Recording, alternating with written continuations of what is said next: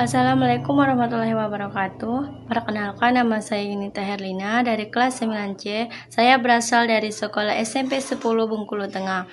Pada kesempatan kali ini, saya akan mengerjakan tugas bahasa Indonesia tentang laporan teks percobaan. Tujuan pembuatan video ini membawa wawasan untuk obat batuk tradisional. Berikut ini alat dan bahannya. Jeruk, madu TJ. Berikut ini cara pembuatannya.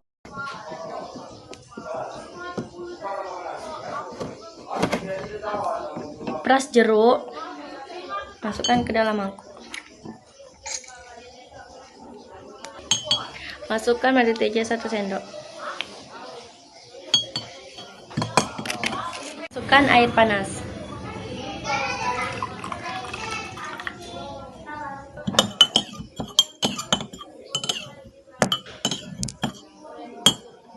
Jadi deh.